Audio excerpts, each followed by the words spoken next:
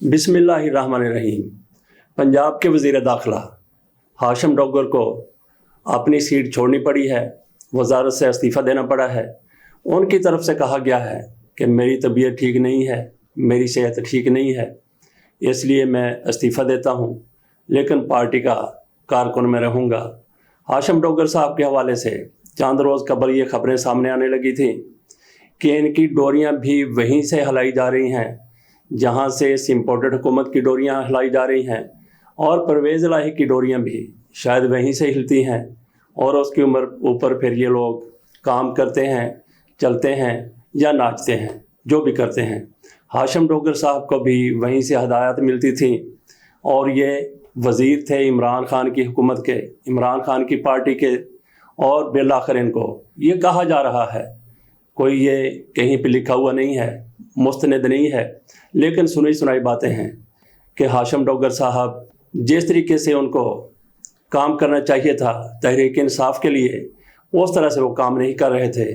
शहबाज गिल को देख लें, उनको जब अडियाला जेल लाया गया तो रात के वक्त उनको जेल में पहुंचाया गया, उनका मेडिकल भी नहीं करवाया गया, और उसके साथ साथ उनको मौत की कोठरी में बंद कर दिया गया। वज़ीर दाखिला कौन था? हाशिम डोगर साहब।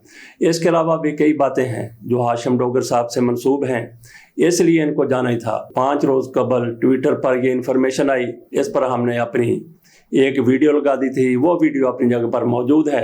5 रोज़ कबल हमने उसको अपलोड किया था, उसको हमने डिलीट नहीं किया, क्योंकि इनके बारे में यही होना था जो हो गया। इनकी जगह पर असलम इकबाल को वज़ीर दाखिला बनाया जा रहा है, ऊपर से लॉन्ग मार्च भी आने वाला है। अगर हाशिम डोगर साहब रहते, यकीनन वो उस तरह से काम ना कर सकते जिस तरह से कोई नया वज़ीर दाखिला या असलम इकबाल काम कर सकेंगे। लेकिन ये देखते हैं कि असलम इकबाल पर कितना ज़्यादा प्रेशर होता है और वो कितना ज़्यादा प्रेशर बर्दाश्त कर सकते हैं।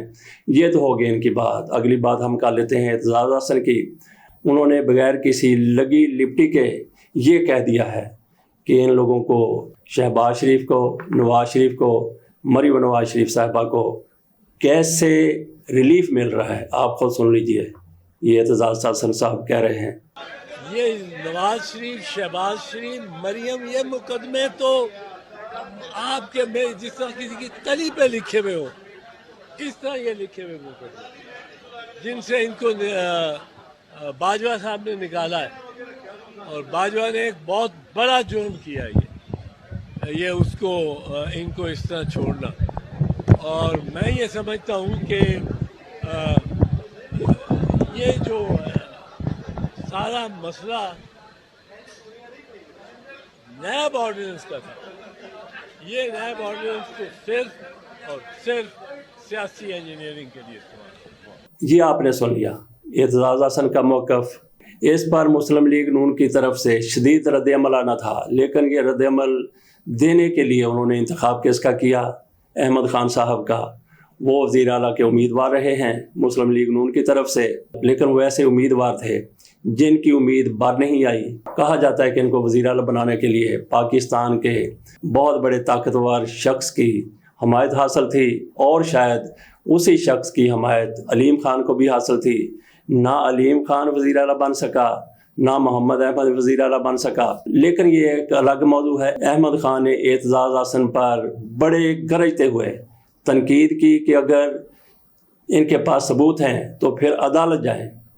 आज तक तो ये अदालतों के फैसले मानते रहे हैं, जजों को माई लॉर्ड, योर ऑनर और इस तरह के अलकाबात से बुलाते रहे हैं। तो क्या सारे फैसले ऐसे हुए थे? अहमद खान ने एतजाज़ हसन के हवाले से बड़ा जारहाना अंदाज़ अपनाया, लेकिन जिस तरीके से मुस्लिम लीग नून की क़यादत चाहती है कि उनके कारकुन इमरान खान पर बरसें, हमारे मुखालफिन पर बरसें, उस तरीके से अहमद खान ने एतजाज़ हसन पर तनकीद नहीं की। ये देखें कि किस तरीके से बातें करते हैं। दूसरे लोगों को कहते हैं झूठा है, घटिया है, शैतान है, फितना है, फ्राडिया है, इस तरह के अल्फाज और अलकाबात ये इस्तेमाल करते हैं अपने मुखालफिन के लिए। लेकिन अहमद खान की तरफ से ऐसा कुछ नहीं कहा गया। वो शदीद गुस्से में ज़रूर थे, लेकिन उन्होंने हतल विसा इखलाकियात का दामन नहीं छोड़ा। इखलाक के दायरे के अंदर रहते हुए उन्होंने बात की।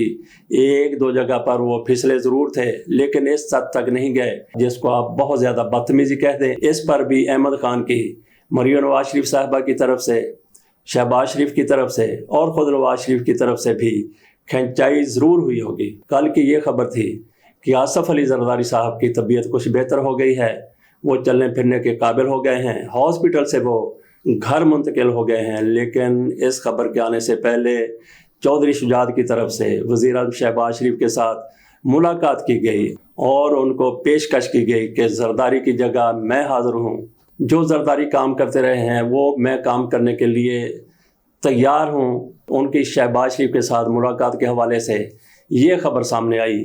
काफ लीग हुकूमत का साथ देने के लिए पुरअज़म है, इत्तेहादी जमातें अवामी फलाह के लिए यकजान होकर काम करती रहेंगी, ये चौधरी शुजात हुसैन की तरफ से कहा गया। नाजरीन, इसके अलावा सदर अलवी का इंटरव्यू बड़ा मुतनाज़ा बनाकर सामने लाया जा रहा है।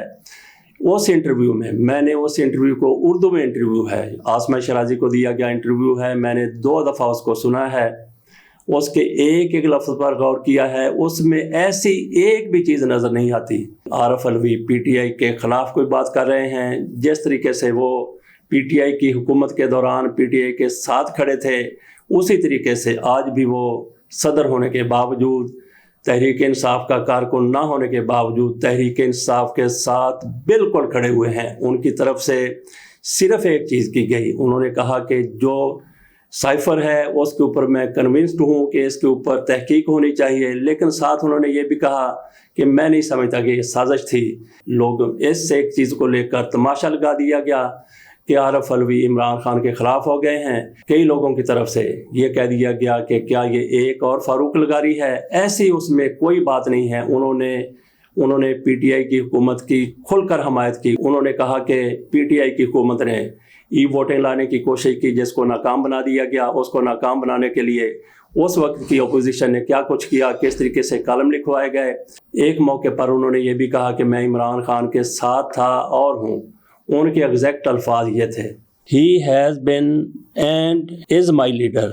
वो पहले भी मेरा लीडर था, आज भी मेरा लीडर है। जब उनसे सवाल किया गया कि तहरीक इंसाफ को पार्लियामेंट में आना चाहिए, इस पर उन्होंने कहा कि पार्लियामेंट में खिचड़ी पकी हुई है, आएंगे तो क्या कर लेंगे, अगर वो आ जाते हैं तो क्या पता कि ये लोग उनके फौरी तौर पर इस्तीफे कबूल कर लें। इसके अलावा भी आरफ अलवी की तरफ से ज़्यादातर बातें वही की गई जो इमरान खान की हुकूमत के दौरान वो किया करते थे। इस हुकूमत की तरफ से अपने सहाफ़ियों को दिया गया ये एजेंडा भी नाकाम हो गया कि आरफ अलवी और इमरान खान के दरमियान इख्तलाफात पैदा हो गए हैं। आरफ अलवी इमरान खान का साथ छोड़ चुके हैं। ये सारे का सारा इनका प्रोपेगेंडा, इनकी लगवियात। इसके अलावा एक और भी अहम खबर है, DGISPR समेत 12 मेजर जनरल्स की लेफ्टिनेंट जनरल के ओहदे पर तरक्की। जिन जनरल्स को तरक्की दी गई है उनमें मेजर जनरल इनाम हैदर, फयाज हुसैन, नुमान ज़िक्रिया, ज़फ़र इकबाल, एमन बलाल, आसन गुलरेज, अमर रज़ा, शाहिद इम्तियाज़, मुनीर अफसर, यूसुफ जमाल और काशिफ नज़ीर शामिल हैं। लेफ्टिनेंट जनरल जो नए बने हैं, बाबर इफ्तिखार जो मेजर जनरल थे, DGISPR थे, उनके बारे में कहा गया कि उन्होंने मुश्किल हालात में ज़िम्मेदारियां निभाईं। ऑपरेशन ज़रब अज़ब के दौरान मीर अली में ब्रिगेड को कमान किया। तो यहाँ पे मेजर जनरल बाबर इफ्तिखार के बारे में ये कहने की कोशिश की गई है कि वो DGISPR थे और ये बहुत मुश्किल ज़िम्मेदारियां थी। मैं समझता हूँ कि ऐसा हरगिज़ नहीं है, ये किसी किस्म की मुश्किल ज़िम्मेदारी नहीं है, बल्कि यहाँ पे आने वाला शख्स उसकी PR बढ़ जाती है। नाज़रीन, ये मुस्लिम लीग नून वाले दूसरों को दर्द देते हैं इखलाकियात का, लेकिन इनका टच बटन वो किस तरीके से बातें करता है, हम आपको उनका एक ताज़ा तरीन बयान सुनवाते हैं। इमरान एब्सोल्यूटली फ्रॉड, मुनाफिक, सदर भी झूठा कह चुके हैं मरियम औरंगज़ेब।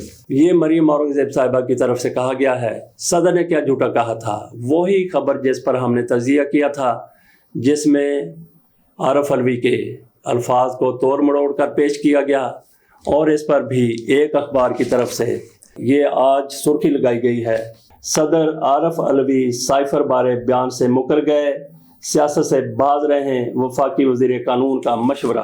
तो इससे आप अंदाज़ा कर सकते हैं कि किस तरीके से सदर अलवी के बयान को लिया गया और बड़े बड़े लोग किस तरीके से اس بیان کے حوالے سے اپنے طور پر توجیہ کر رہے ہیں، مریم اورنگزیب صاحبہ کیا کہتی ہیں اور اس کے علاوہ وزیر قانون صاحب کیا کہتے ہیں۔ اس کے ساتھ اجازت دیجیے، اللہ حافظ۔